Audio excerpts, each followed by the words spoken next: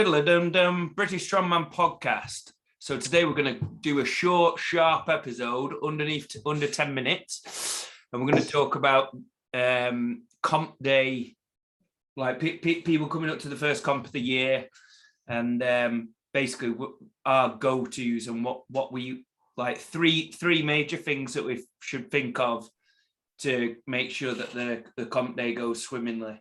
3 things to focus on in terms of mindset. Shane, go. Number 1. Someone who hasn't competed for 6 months. They've had a great off season. They're buzzing with the training, but they're coming to the first comp. Let's give you the first thing to aim for. So I would say that if you're in this kind of scenario, I think that one of the best skills you can give yourself as an athlete is to detach yourself from your ego going into a competition, because so many people they can't look at the bigger picture, and the lens is too small, and they zoom in on that one competition, and it's like do or die. This is the only thing that matters, and they can't see the bigger picture, which is, you know, what's this going to do for your next comp and your next comp? And if you're planning to go far in the sport and you want to go to national qualifiers and stuff, you know, what can you learn on this day? And sometimes detaching yourself from your ego, going there with an open mind and no pressure, allows you to have a completely different competition experience. Where you relieve yourself from like anxiety and the pressures and stuff that you put, because you put that stuff all upon yourself, you know what I mean? Nobody else puts that pressure on you. And it's such a good skill to have that I wish I had that skill when I first started strongman, because I used to treat every single competition like I was in a fucking World Cup final or something, you know what I mean? Because I was young and didn't know any better. And you often end up, like, for example, let's say you do a comp and you trip up and drop the farmers. I've seen people go into a bloody state of depression over it and say they're quitting the sport and all. And it's just like, no. Go in expecting a bit of a learning experience. Understand that, you know, you're not going to be, picture perfect every single comp. And just try and relax a little bit and breathe would be the only thing I would say. Obviously, there are times when you want to put a bit of pressure on yourself if you want to compete at high level, but there's also times when you don't, and you need to learn to distinguish between the two. So I'll add to that first point and say something maybe quite ruthless here, but for the listeners, nobody cares. Nobody else cares how you do in your individual event. Most people aren't going to remember how you did, you know, that you fumbled the farmers, or you've been hitting 4 reps in training and you only managed to get 3. Like, being brutally honest, nobody gives a fuck. Yeah, everybody is so kind of wound up in their own world and what they're doing. So nobody cares. So that kind of, so basically what I'm saying to you is, like, if you realize this and take this on board, then that kind of pressure that you're putting on yourself, because you're actually thinking about, oh, what if I look like a twat in front of person X, Y, and Z? Or what if so-and-so sees me do this? Like, I've been doing this on Instagram, but what if I don't live up to that on the day? Nobody cares.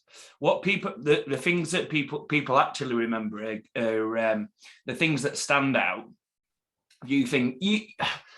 Think of one of the last comps that you've been to. You've been to that, say, Goliath one. You've been to that one that you competed at yourself, haven't you? The Berserker, right? And I bet you can't really remember, apart from your own people who you're involved with, like what people did on the individual events. But I bet you can remember somebody, either A, who stood out, who you thought, he's got a fucking shit attitude, he's not going to go far, or B, which obviously you don't think about because you just fucking forget about anyway, because you don't focus on the negatives. But B, there's probably somebody in there who wasn't necessarily lifting the most weight, but who had a really good attitude. He was a good sport. He got stuck in, he or she. And personally, I find that those kind of people stand out. They might be 10th, they might be middle of the pile, they might not be, but but they're the kind of people that stand out to me at comps. Like, not, I don't. Yeah. What do you think, Shane? Yeah, 100%. Like, if someone's coming over and I tell you what you reminded me of when you said that the Goliath comp. There's a guy called, I always say his fucking name wrong. He messaged me to say that I said it wrong in the video. So he's called Bryn or Burn or something. Bryn, Bryn. I know how to spell it. And he stood out because he was really strong, really good at all his events, but his attitude was like looking long term, and he's like, yeah, I've just hit this first step. I'm really buzzing. I've done this. I feel like I could do better. I feel like I've got some kilos. I'm gonna go. Shane, this is a perfect example. I know exactly who you mean. Bryn, is he trained by John Mallon? Yeah. Yeah. And this is a perfect example. I met him at Fit Expo, and I was chatting to him, and I thought he was just like level-headed, really strong, savage, relatively new to the sport. And for me, I agree, stood out. He did the log and deadlift. I don't have a fucking clue what he did on the log and the deadlift, and I don't care. I know he did well, or relatively well, but this is the point. I don't remember the extrinsic stuff, like how he did, whether he got a medal or not. But that was the thing that stood out for me was his attitude. Right. So number two. Let's move on to the next step of the three. So number two, I'm going to say, try and prepare yourself for like what's actually going to happen on the comp day. So if you know a bit of background on the comp or whatever, you know the gym that you're going to, like, do you think you're going to get a warm up? Do you know what's their philosophy? Are you going to be straight in at 130 farmers? Are you going to be straight in at yoke? Do they have the facility? Do they have the space to have a warm up or whatever? Because this is the kind of thing that you can be practicing within training, and just to prepare yourself for the day, both as you're tapering off. That's a thing that I did the other day, actually, Shane. I did. So I'm competing next Saturday at the under 105s, and like I just practiced not warming up on yoke. I went, just put the weights on, 300 for 20 meters, 300 for 20 meters, 340 for 20 meters, 340 for 20 meters. So just that was the set on yoke. On farmers, I did 112, 122, 132, 145. Like that was it was a bit kind of, I was a bit apprehensive, going straight in that kind of way. I did it last night as well with, at the end of my deadlift session, I went straight into 4 sets of 10 meters at 132 farmers, and like did the first set, and it just felt like, oh my God, this is horrendous. But it's just an extra thing I've got like in my locker in terms of preparedness. Do you know what I mean?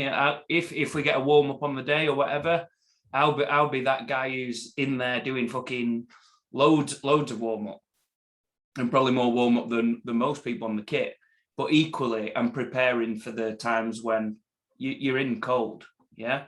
So because of this, I feel, in fact, like like a lot of people have the bugbears with strongman saying that, oh yeah, well, it's not what I expected. This happened, X, Y, and Z happened. Like I think you can really prepare for the unexpected a lot, and I think it's a really important skill for strongman. Yeah. Also, not just that, but even if you don't want to practice your warm-ups like that, because I don't do that, but what I have always done is mentally, I am prepared and expecting nothing. Like I know that I over warm up probably. I'm that dickhead that does his lunges, his inchworms, some isomet. I do all the bullshit. But on competition day, I have a different ritual. And that's what I believe you need to have to perform in strongman, because we all have a ritual that we do before whatever session, and that's what makes us feel like, right, I'm ready to perform now. I have found that you can never take that ritual to comp. So you have to make another comp ritual. Now, my comp ritual is that I don't take painkillers ever. I never take painkillers in training, but on competition day, I take painkillers because I in my brain, it's almost like a tablet warm-up, because all my warm-ups do is make my joints feel nice and make me feel loose and whatnot. So on comp day, I'll literally take 2 ibuprofen and I'll do as much bullshitty work as I can, but I'm expecting 0 warm-ups. And as long as in my head I stick to my little ritual, my brain gives me that feedback that, no, you're sweet, mate, you feel good, even though I know I've achieved it for ibuprofen. But that's just like something I'll do. And then on the day, if I do get a warm-up, like you said, I'll take advantage of it, and it's a plus. I'm not going in expecting it and then being like, oh, mate, why can't I run the yoke up and down? I've only had 2 yoke pickups. Like, I'm expecting nothing at all. And I think that that's the best way to be, because if you go in expecting something and you get nothing, you end up getting in your own head and end up basically... And then you're the guy at the end of the comp who's like, oh, I came 5th, but I would have come 2nd if I got... Oh, yeah, like, don't ever say stuff like that to me. I can't bear it when people say that. That's another episode for another day. But like when people say they underperformed, well, I believe there's no such thing as underperforming. But anyway, that's another topic for another day. So number 3 on this little thing, I'm going to say manage your expectation with the compost. Like, if a lot of people have really high expectation with the strongman comps and stuff, like, and their experience. Whereas I feel if you just back off your kind of high expectations a little bit, you'll be a lot more fulfilled with the comp day. Like that's one of the kind of drawbacks from strongman, which is actually a massive appeal to me, is the fact that it's non-systemized. It's like kind of a lot of it's like made up as they go along. A lot of organizers like make it up on the day, which I don't agree with, but it is like the kind of, it's part of the excitement of the sport. And there are loads of I think you'll find most of the time, like 8 9 times out of 10, there's like a negative thing that comes from the comp, or the organizer should have done this or should have done that. Like, most of the time, or a hell of a lot of the time, they're doing the best. And I know it's frustrating for people as athletes, like, because they can see such a more simple solution how they could do it better. But what I would say is, like, anybody can run a comp. Like, go and put a comp on yourself, like, if you can do it. What do you think, Shane? Because I know you like to have a moan, don't you? Yeah, I have a moan, but I always say, like, at the like, for example, the comp I just did in January, they fucked up the stones, but I said straight away at the end, he fucked up the stones, but it was his first comp. Yeah, stuff happened. You know what I mean? It just, it didn't affect my day or affect anything, and it didn't change anything in terms of the placing at the end, like, nothing. You know what I mean? It was a bit shit, but it is what it is. I wasn't, the next day I wasn't thinking about it. You know what I mean? It's nothing. So again, you've just got to, like, take some stuff on the chin. And again, going into that competition, I didn't care if I came first or last. I was using it for something in the future. So it didn't bother me that event went, a bit messed up, because, it's not a do or die. I'm not getting anything for it. I'm going for a bit of fun and experience. And that's oftentimes what people completely forget in strongman, that it's meant to be fun. And if you put all this pressure on yourself and on the organizer that everything's got to be perfect, and then you're like, oh, mate, your stone's dusty, like, you've ruined my comp. I've been training for 3 months for this. You've ruined it because you've not cleaned your stone. It's like, now you could also argue that I wasn't strong enough to pick up a dusty stone. Like it's, yeah. It just is what it is, kind of thing. And as long as everybody's in the same boat, yeah, you know what I mean? It's a competition. So, and you're there to express your strength and skills and showcase what you've been training for. If it happens to be on a slightly bit of dodgy kit, it's bent, whatever, it's not the right weight on both sides, whatever it is, that's just strongman. That's just like, that's the strength challenge that you've been presented with. So, you got to be, because this is the thing, strongman in powerlifting, is it? It's not going to... That's the appeal. That's part of the appeal, isn't it? yeah, that's what we do it for. But sometimes I often find people moan. To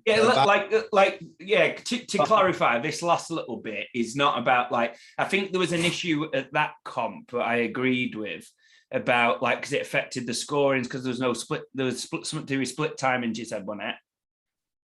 Yeah, because the last stone was so dusty, everybody did 3 stones and they didn't split time it, so everybody got the same. So stuff where it's like kind of inconsistent. I can see that's like kind of the 1 out of 10 kind of thing that where you can justify having a moan about it and blah blah blah, in my opinion. But to be clear, the kind of stuff that really grinds my gears is when people say, "Oh, like say for instance, like this comp I'm doing next Saturday."